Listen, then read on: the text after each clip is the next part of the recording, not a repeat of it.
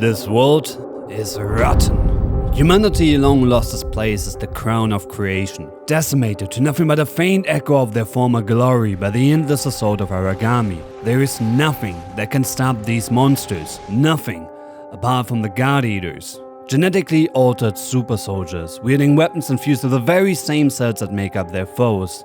And they did hold the aragami. For a fleeting moment it felt like there was a chance to reclaim what once was, until the sky wept blood. The Red Rain, a bioweapon by a species we don't understand, or the punishment for humanity's crimes against nature. It doesn't matter. All we do know is that it transmits the Black Plague, a disease that slowly consumes their host with no known cure. This world is rotten. But if this is the end, we will not go down without a fight.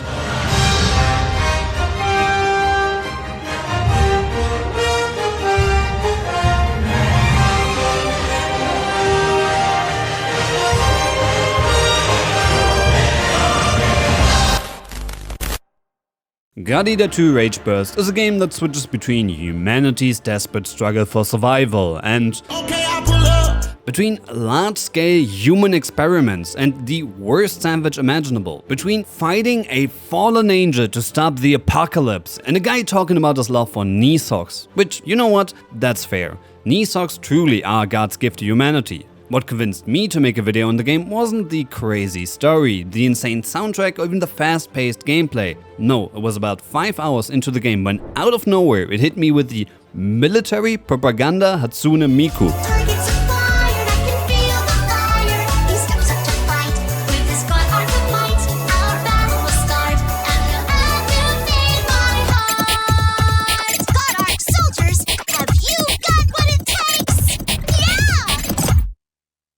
True to its name, God Eater 2 Rage Burst is the 4th game in the mainline God Eater franchise. If you wanna find out why, I suggest you watch my video on God Eater Ressurection. It isn't required, but not only will it explain the weird God Eater family tree, it will also give you a greater understanding of the general lore. I'm gonna link it down below. Most of your time in God Eater will be spent hunting giant monsters. You know, like that other monster hunting game, fucking Wild Hearts.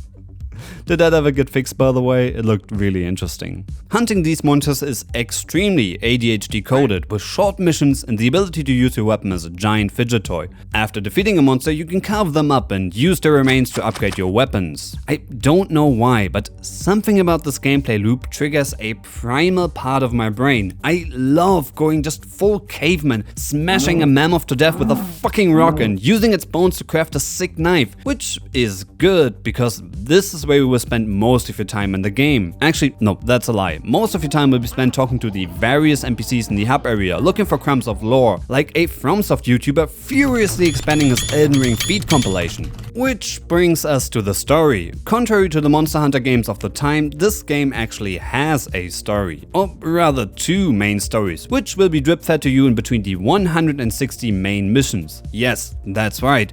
160 main missions, roughly 50 plus hours just for the main story. That's not even counting character episodes, special missions, talking to the NPCs, or grinding for materials. I will talk more about this later, but yeah, there's a reason why this video took forever to make. Starting the game, you will find yourself laying on a bare metal examination table inside a giant barren room. A female voice ringing through the intercom reassures you that everything will be alright, but looking at the machinery around you, you can't help but question whether she's actually telling the truth. Congratulations, you're now a God Eater, humankind's sword and shield against the endless tide of aragami. More specifically, you are a member of Blood, a special unit of God Eaters created by Dr. Rachel Claudius. Rachel is a really interesting character, but let me just play you my honest reaction to seeing her for the first time.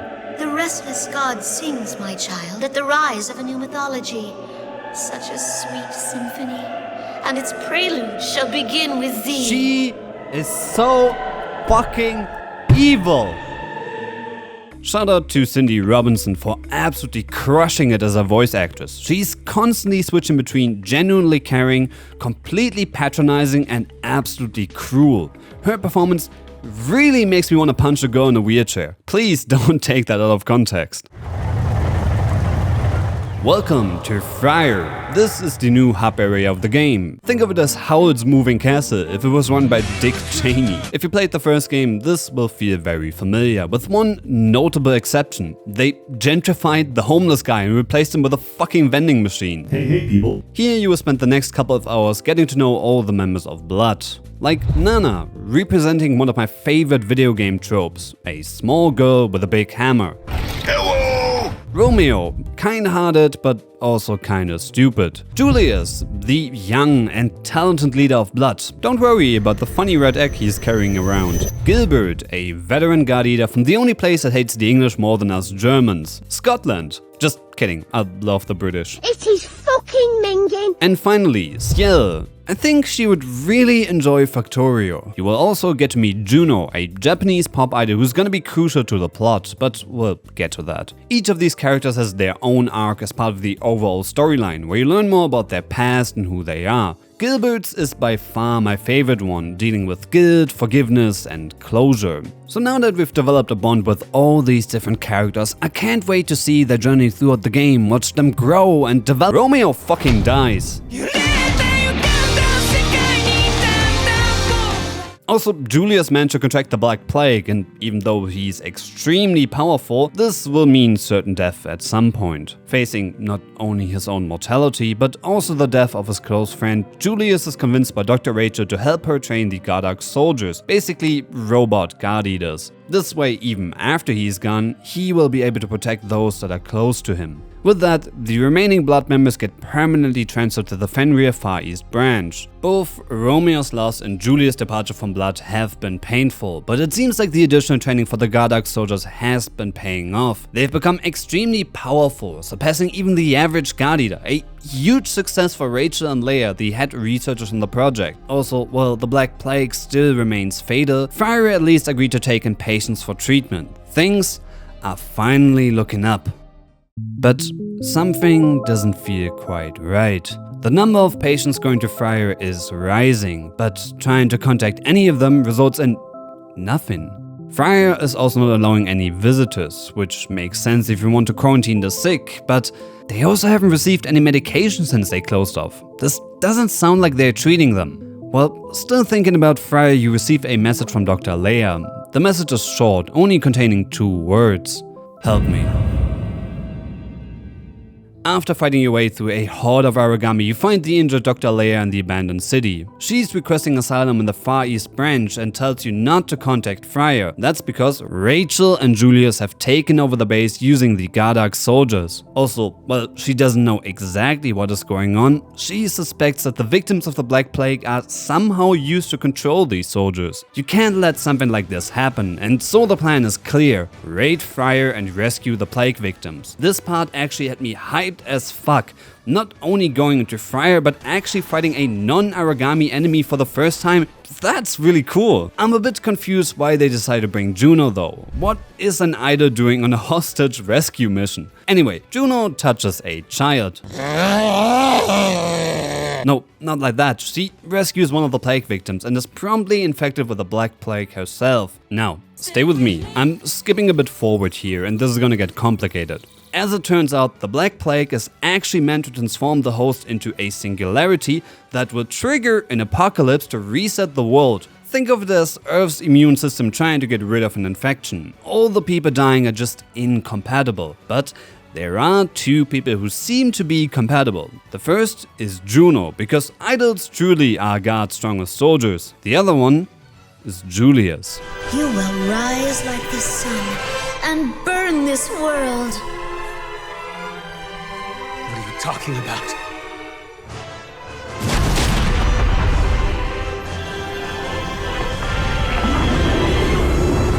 Rachel! No! Since my true birth, I have been dedicated to this task, to burn away the corrupted old world and raise the light of dawn over a new one. Rachel finally showed her true colors. Everything she did was just a front to catalyze the reset of this world. Being betrayed by his foster mother and barely clinging onto death's door, Julius gives into his despair. He accepts the transformation and triggers the devouring apocalypse. Now, only one question remains. How do you stop an apocalypse? Well, how do you stop a wildfire? You fight fire with fire. Remember, Julius wasn't the only one compatible. And so Blood enters Friar for the final time to face their previous captain, or rather what he has become. Julius has been reborn, a fallen angel, heralding the end of this world. You fight valiantly, but it is not enough. Julius is just too strong. The next part is unfortunately heavily copyrighted, so I can't just play you with the cutscene, but trust me, this is exactly what happens. When all hope seems lost, there's only one person who can make things right. Juno begins to sing, evoking the power of the singularity and pitting it against the apocalypse. But it still isn't enough, and that's when people all around the world start singing her song, sharing their power, fueling her idle spirit bomb. Now it's two apocalypses clashing against each other. Juno and the main character then proceed to skip the first 3 bases and go straight to handholding, which transports them to the fucking spirit realm. This is where they say their final goodbye to Julius, who leaves the gang and then uses his powers to force the apocalypse to clash in the form of a spiraling tree, now eternally bound to fight against each other to prevent the end of the world. Roll the fucking credits. This is pushing my suspension of disbelief so hard it almost caused 30 years of war. It just straight up makes zero sense, even when you try to explain it with the wacky God Eater lore. That being said, I would much rather finish the first arc with an idle spirit bomb than Naruto style by having a conversation. Oh yeah, this was only the first arc. As I mentioned before, this game is long. The first arc alone contains 100 main missions. I skipped through most of it, but a lot of this feels like filler content, even just straight up padding. You fight the same aragami over and over and over again, often going through multiple missions without any significant advancements in the story, which makes the pacing feel agonizingly slow at times. But the thing is, this drawn out design is an intentional choice made by the developers, and that's because this game was never intended to be played sitting down in front of a computer. It was developed for the PSP and PS Vita. That's why mission time is short. You can whip out your thing on a daily commute, play with yourself and forget about it. It was intended as a marathon, not a sprint. Now, that doesn't change my feelings about the game, but I do think it's important to acknowledge. I still wish they cut about 30% or so when they re-released it on PC, but I get that less content, even if it would benefit the overall experience, is a hard thing to communicate in a world where people rate games on a $1 per hour basis. But enough yapping from my side, let's continue with the second arc of the game. After almost having 2 XK class end of the world scenarios in the span of only 3 years, Fenrir HQ's understandably fell up with the Far East branch. That's why they sent in Intelligence Director Feldman and the guard eater Livy to monitor the spiraling tree. Livy has by far my favorite designing guard eater, dressed in a red hood and wielding a giant matching scythe. Livy has the unique ability to use the guard arcs of other people and in some cases even adapt their power. She is also on the box art of the game, which is some of the coolest guard eater art out there. Feldman wants to declare the spiraling tree a sacred ground to keep the public away from it. Of course, with that much gatekeeping, you also need some gaslighting, and so he decides to frame the whole thing as a big party in the top of the Far East branch. But he may have girl-bossed a bit too close to the sun. Midway through his speech, the sky begins to darken. The earth violently shakes and giant purple roots break through the ground. The spiraling tree is corrupting, sprouting massive pustules that quickly explode, releasing noxious gas. But even worse, according to Fenrir Intelligence, Julia's biosphere has completely vanished, meaning the devouring apocalypse could start again at any moment. This launches Operation Gateway. Use Julia's guard arc to cut a hole into the tree, stabilize the path up by strategically placing control devices, and search for Julius. Of course, this plan is immediately derailed when Dr. Kujo runs into the tree and places his control device at a seemingly random spot. But why? Was it a technical failure, botched communication, or the immense pressure of the impending apocalypse? No, Cujo is just a huge fucking simp. See, this is where the plot reaches Death Note levels of fuckery, because Rachel actually had a contingency plan. She left Cujo a message basically saying, we can hook up, but only if you help me with this whole apocalypse stuff. The control device he placed somehow allows her to manifest within the tree. Don't think about it too hard. To her credit, Rachel stayed true to her word and really let Cujo inside her. Within me.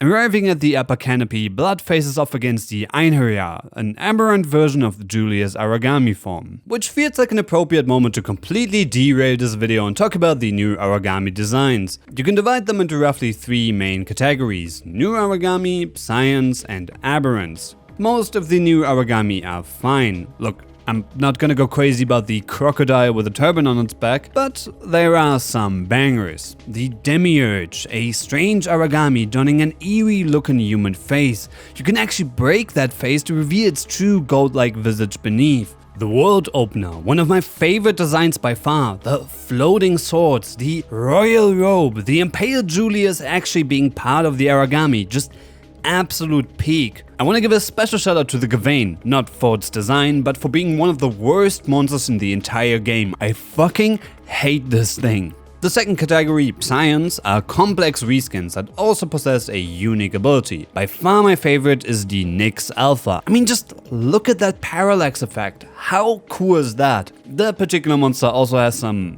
interesting fan art. Finally, Arc Abberants are another flavor of reskins. Basically just paint a rat and put a skull mask on, which sounds boring, but they are some of the coolest looking aragami in the whole game. Skipping forward again, Blood is pushing deeper into the tree when suddenly the ground disappears, separating Nana, Gilbert and Ciel from you and Livy. This kicks off a series of multi-stage missions, each centered around rescuing one of the Blood members. These are tightly connected to their character arcs, with Rachel assuming the appearance of their loved ones, trying to manipulate them into leaving Blood and joining her side. Each member also has to fight their own aberrant aragami, with Gilbert going against the Caligula, Nana facing a Kongu, and Ciel having the Gardida equivalent of dragging your balls across a 7-Eleven parking lot. Luckily at this point I somehow managed to completely break the game by making my shots cost almost no Oracle cells, allowing me to create what I call the full auto. Hey! There's full auto in buildings, bro! I'm not full auto, it's not full auto. It's not full auto? This is.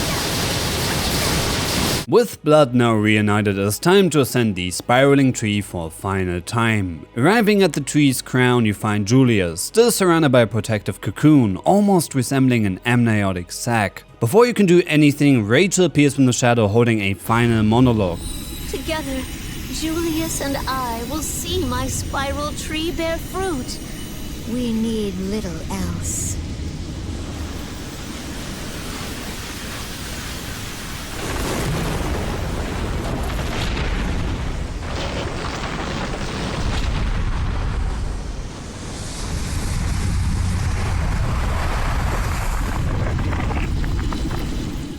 This is the world closer, the final fight and absolute peak of Gardida 2 Rage Burst. It is a pretty cool fight, but it was also just really easy. Following it, Rachel, still barely clinging onto life, crawls towards Julius and shatters his cocoon. With Julius unable to hold the balance anymore, this restarts the devouring apocalypse. But Rachel is not done. She wants to consume Julius. Just as this is about to happen, the silent protagonist does the unthinkable. He speaks.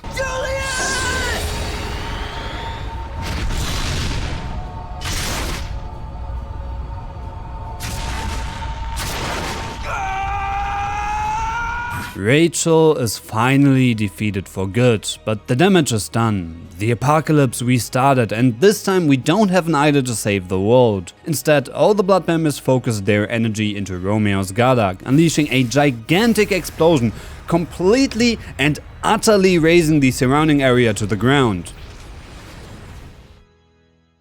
After the blinding light subsides, the festering tree is gone, replaced by serene nature, green hills surrounding a small lake, trees and even beds of flowers. Most surprisingly, all of the blood members seem to have survived the explosion. They try to clumsily explain what happened, but honestly to me it's much more interesting to believe that they all just died and this is their afterlife. This is kind of supported by the fact that Julius returned to his previous look, and also because out of nowhere Romeo makes a reappearance. No matter what you think, this marks the end of the game. And this is also where the video was supposed to end, but then I saw this comment on my last video, so you know what? Fuck it, let's talk about the music. And first, I wasn't really sure if there's a lot to talk about here. Don't get me wrong, the music is great, but the game also reuses a lot from the first God Eater, and while I love Flame Dance, No Way Back and God's Table, I already talked about them. But you know what? I shouldn't have doubted Go Sheena.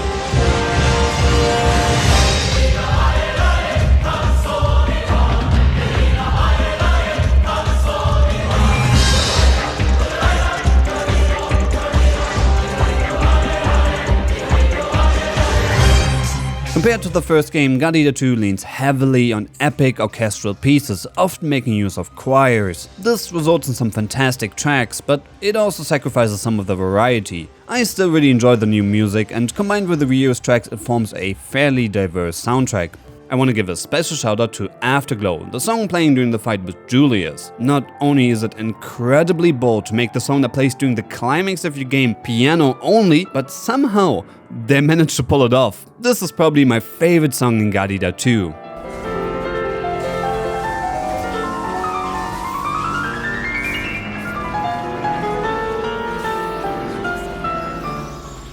I also wanted to talk about Area of Light, this game's version of God and Man, but copyright laws are really cool, so the only thing I will say is that the Japanese version is so much better than the English one. I think in general the music is the perfect representation of the game, because in the end this is just more God Eater, for better and for worse. Which makes sense, looking at just how much reused stuff there is, from music to UI, monsters, maps, mechanics.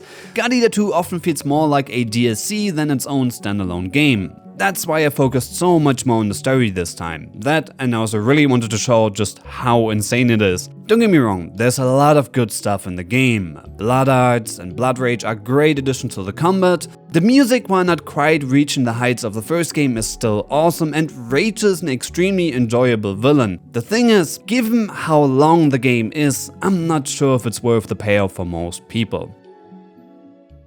If you like God Eater, you will like this game, and if not, thank you for spending the last 20 minutes listening to me ramble about it. This video took a hot second to make, so I'm probably gonna spend a moment to decompress and think about what I want to do next. Let me know in the comments if you want to see me talk about God Eater 3 or any other game for that matter. Please, someone say The War Within. I need an excuse to play World of Warcraft really bad. Anyway, that's the end of the video. Love ya, bye!